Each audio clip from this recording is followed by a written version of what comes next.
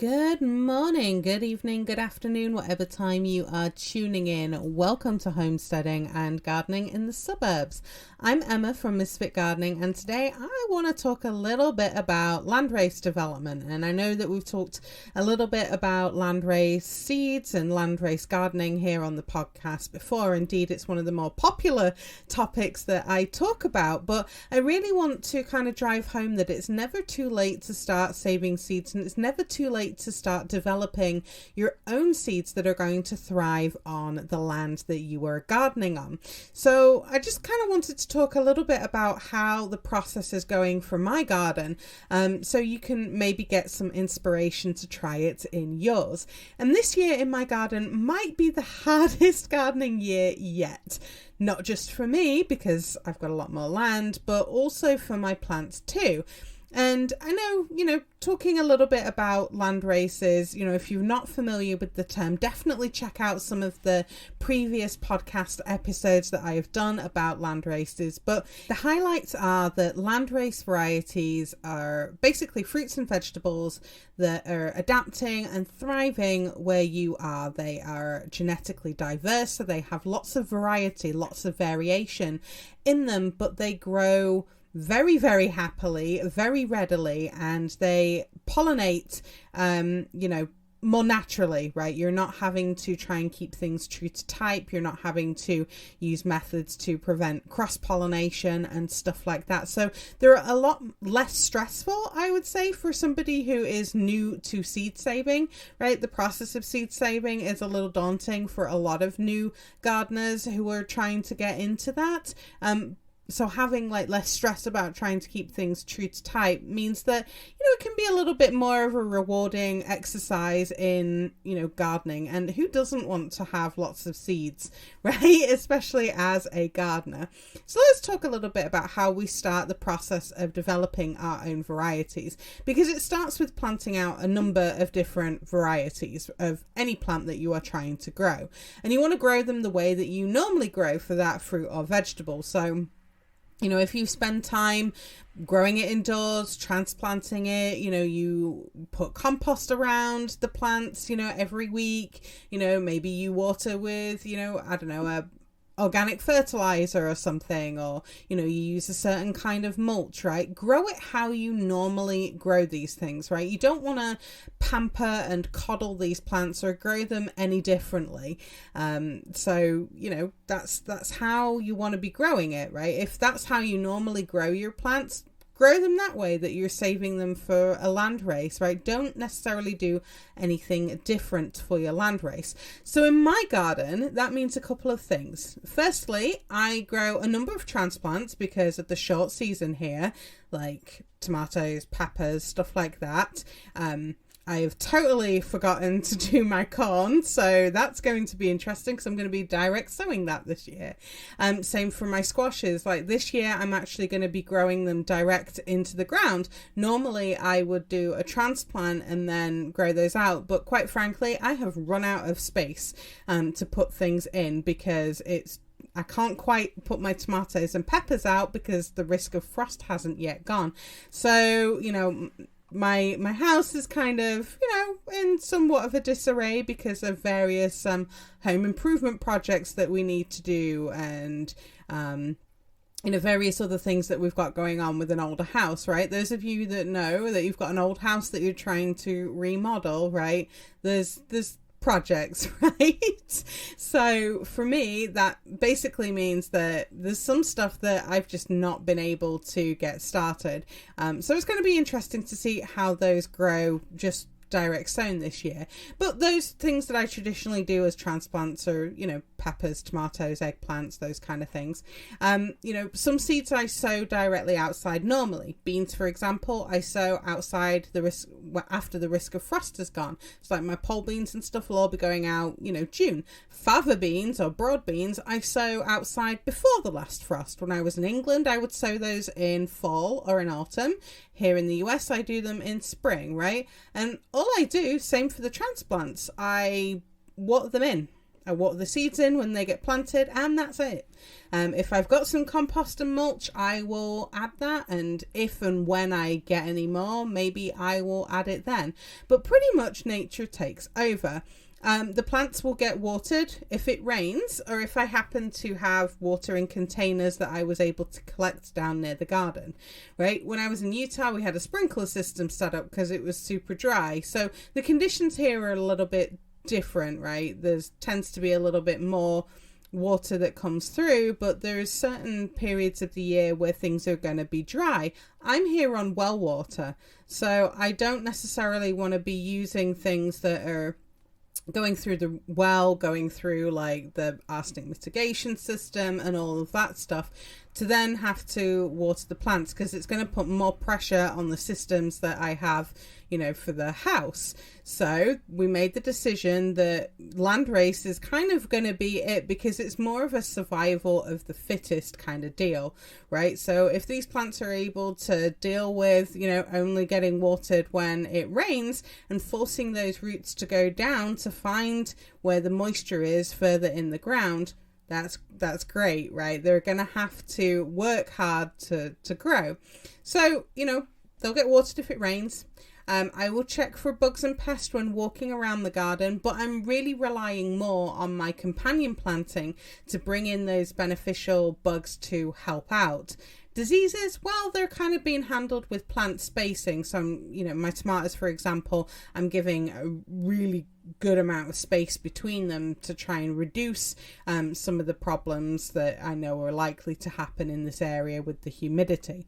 So really, growing is a big risk and a tough job for those plants that are part of this landrace breeding project on my homestead, right? They might not grow, right? They might get eaten by slugs, they might succumb to disease, right? On my 3 acres, I have space to combat some of those problems, right? Using probability and statistics.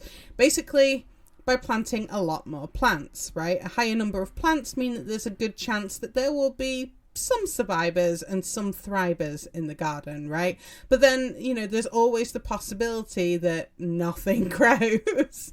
So those survivors and thrivers are what I would want to be saving the seeds from to grow out the next year. So for my garden, let's say if my Savoy cabbages make it, or my broccoli that I have painstakingly transplanted over, you know, the last couple of evenings after work, if they manage to survive without the extra pampering, after harvesting them, I'll leave the stalks in the ground and let them grow back in spring to flower, set seeds, and then I'll save the seeds and grow them again the following year.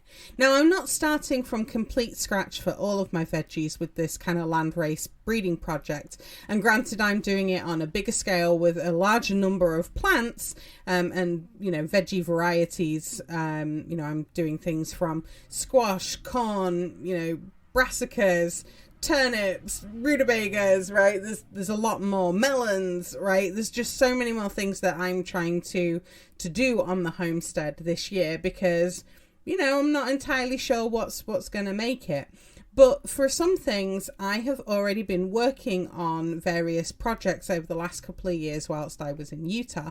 So I've got seeds that I've been saving whilst gardening over that time. So I've got saved carrots and squashes, tomatoes, corn, leeks, lettuce and melons. So the seeds that I've saved are going to be, or should be, more willing to grow, right?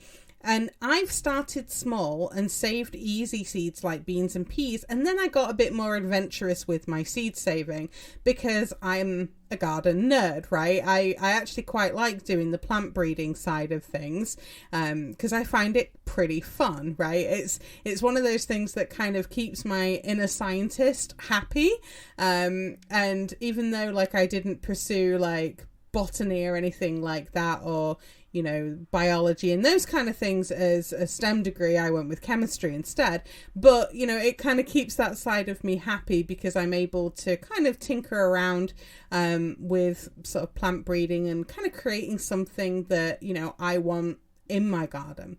Now I'm on a bigger homestead, for example, our plant goals have changed a little bit, right? I'm looking for things that are going to be a lot more winter hardy here in Maine, and I'm looking for things that are going to be coping with, different diseases and different pests than what I had in Utah. There's also like kind of fun projects that I'm trying to do, like super tall, like sunflowers, right? That's something that, we started doing when we were in Utah, and it's something that I want to continue here in Maine. We also have our, family's pumpkin growing competition, right? Those are things that we just kind of do for fun. But from a homestead perspective, let's take tomatoes, for example. I've got 50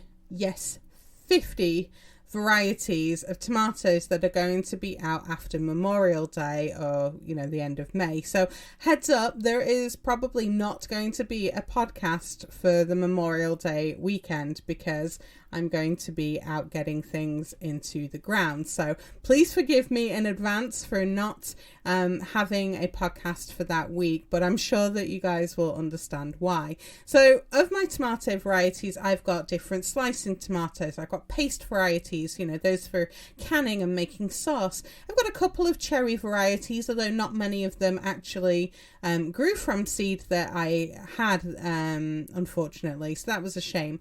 But I've got a bunch of different tomatoes that are kind of like, multi-purpose, ones that are good for like salads or slicing or canning. I have no idea what a number, I say a number, I've got probably no idea what at least 40 of these heirlooms are going to taste like. No idea at all. But that's part of the fun in this experiment in growing. Because when I first started doing heirloom tomatoes, my husband was very much like, no, I want red tomatoes and I want, big ones for whatever, slicing, putting into sandwiches, BLT kind of thing. And I was like, okay, cool. That's what you want. I wanted something that was a little bit more exciting because, who has not looked through those delightful glossy magazines of heirloom varieties of the company that we all know, and had a look at them and just been like, wow, I want to grow all the things, right? Please let me know if that's been you, if you've ever looked at a gardening catalogue and wanted to grow like 90% of what's in there.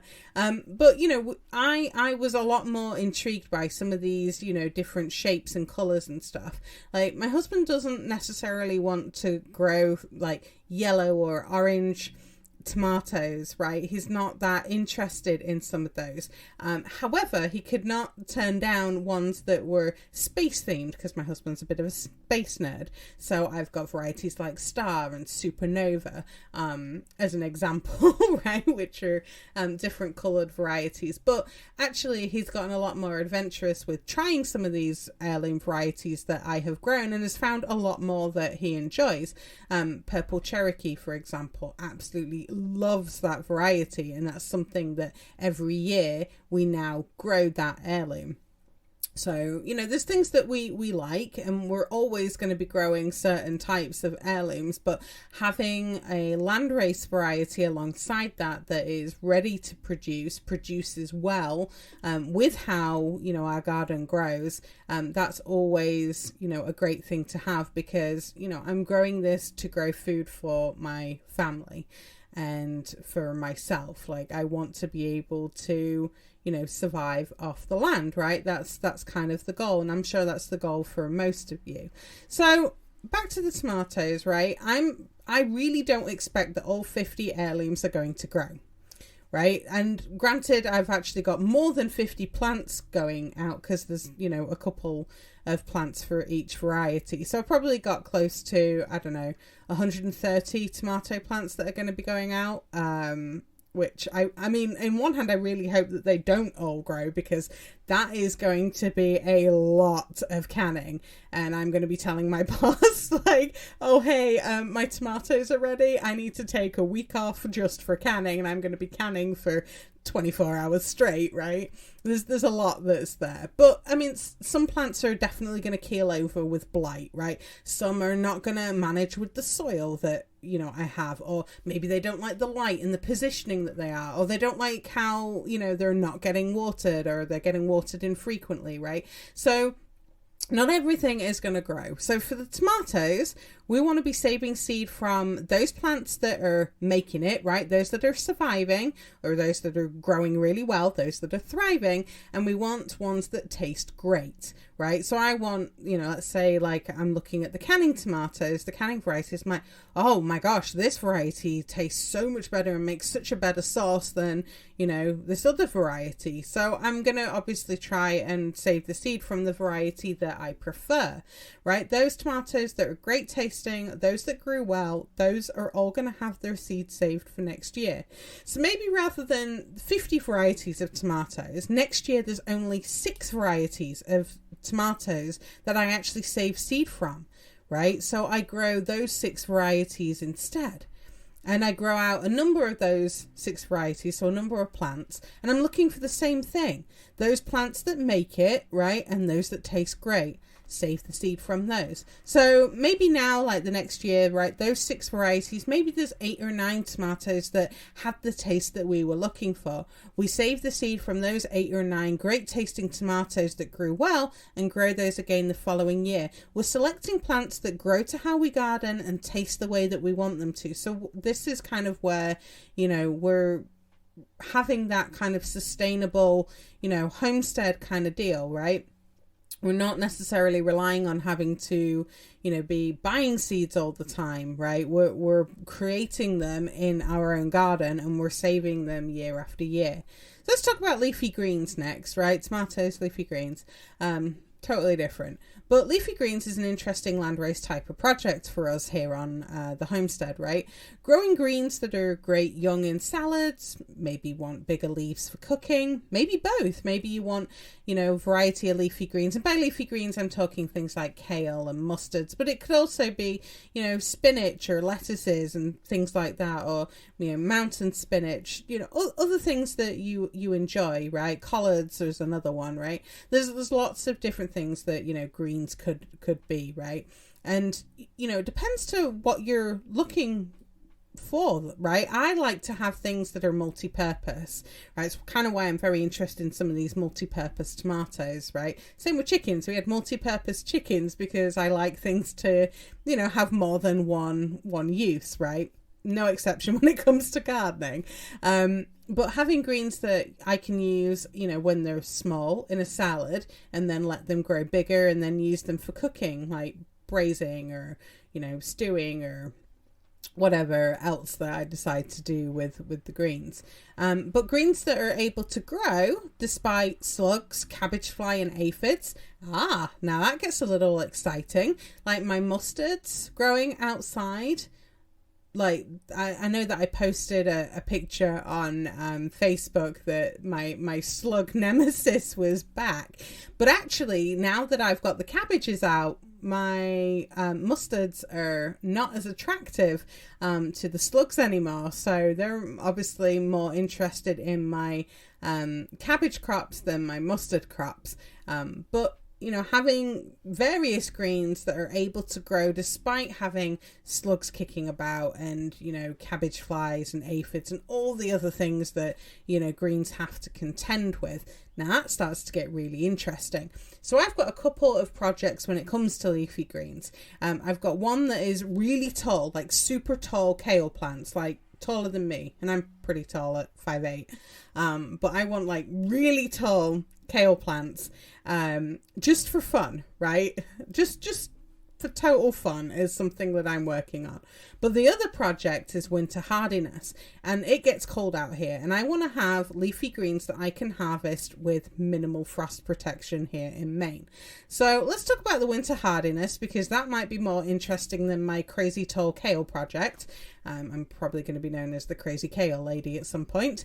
But having a diverse set of genetics in leafy greens that allows me to keep harvesting different leaf shapes, colours, sizes throughout winter with little frost protection is actually pretty interesting to me, because I really like leafy greens. Leafy greens taste better in colder weather. They're sweeter. They don't have the bitterness that's often associated during summer. So winter harvesting is always, exciting for me. And obviously with lots of snow on the ground, things become a little, difficult to harvest and stuff. So having a little bit of frost protection to try and keep some of the snow off is obviously ideal. Makes it a lot easier when you're coming to, harvest things.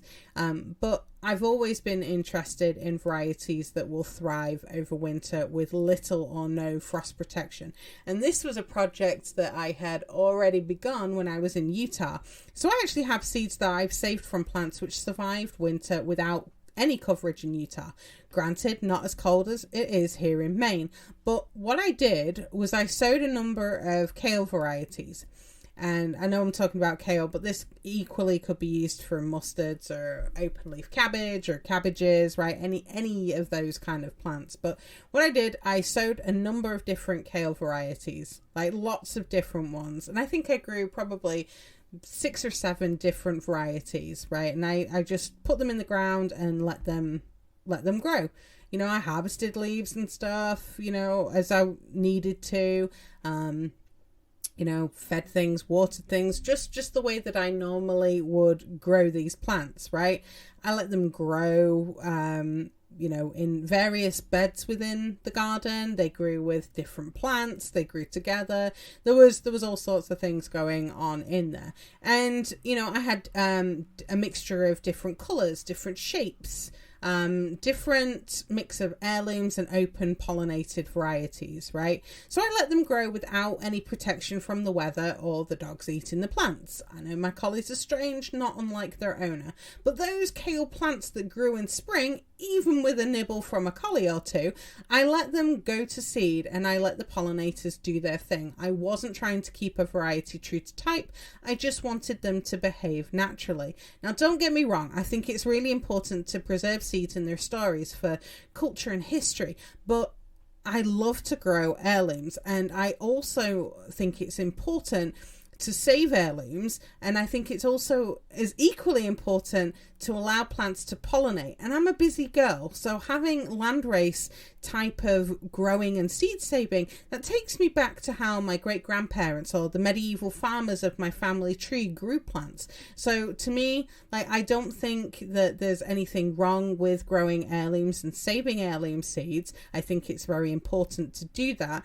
But for me on my homestead, the landrace is much more the way that I like to grow and be able to save the seed. So there's differences with how we grow, right? I always say there's lots of different ways to garden as there are people on the planet, and you got to find what works for you, right? I'm super busy, right? I work a lot. And because of that, I don't want to have to be having to worry about trying to protect my heirlooms from cross-pollinating with, other plants in the garden, right? I want to be able to just let things pollinate the way that they want to.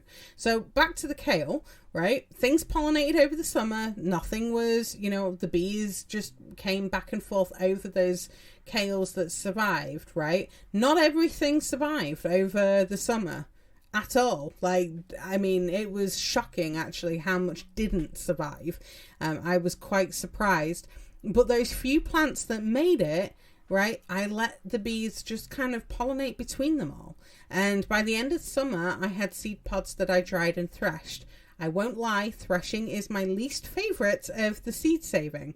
But I ended up with a gallon jar of seeds, right? A gallon jar of kale seeds. For those of you that have grown kale, you know that kale seed is not big. And I had a gallon of it. I still have a gallon of it. That is a lot of seeds. Can you imagine never buying seeds again? That, my friend, is the beauty of seed saving.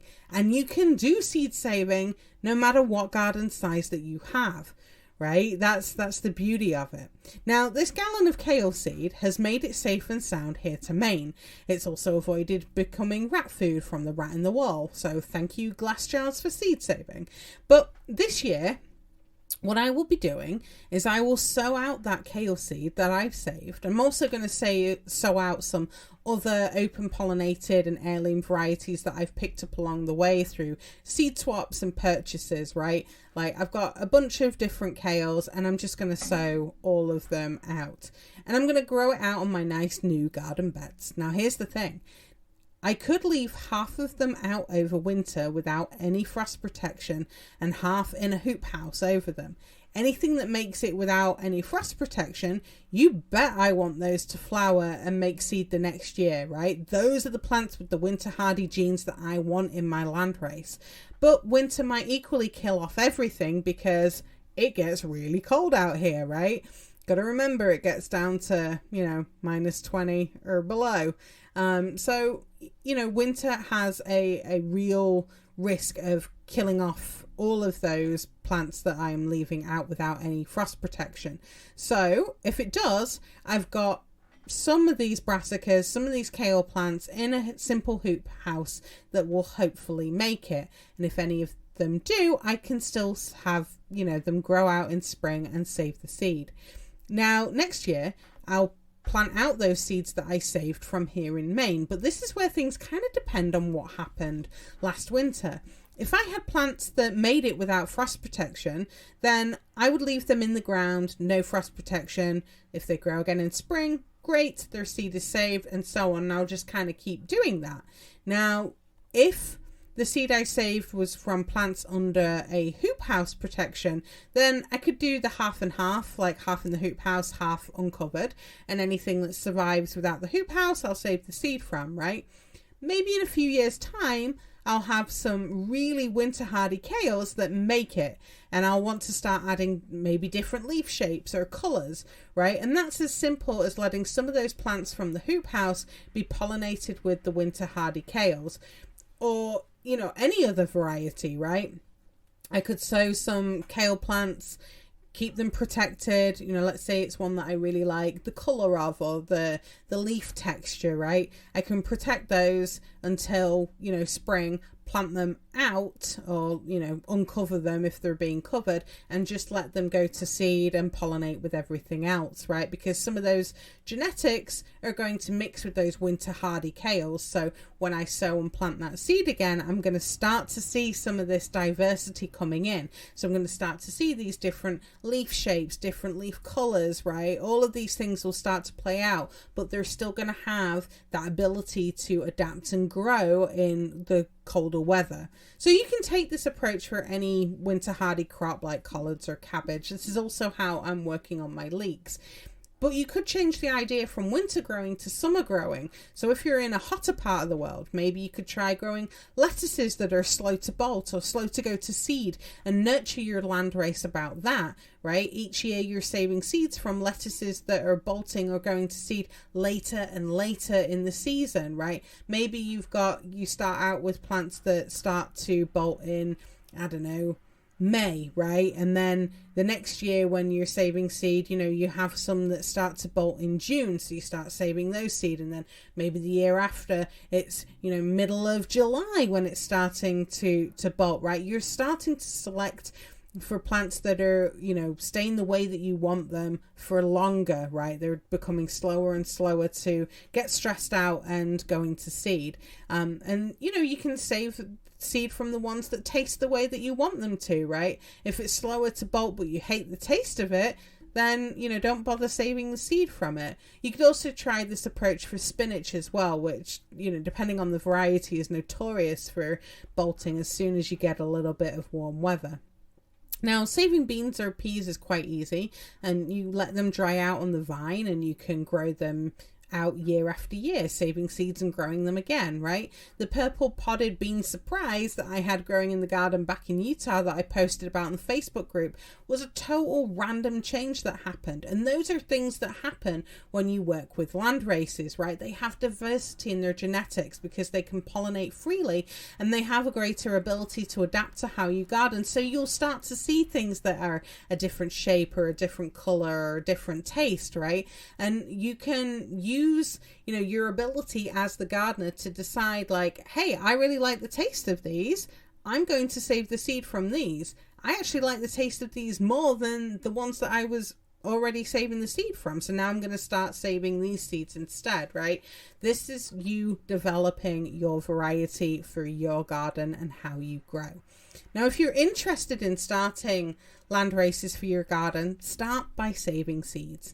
Even if it's just a couple of plants from your garden, right? 1 or 2 plants from an end of a row, or 1 or 2 plants that just happen to go to seed, right? Sow those seeds next year and keep saving seeds.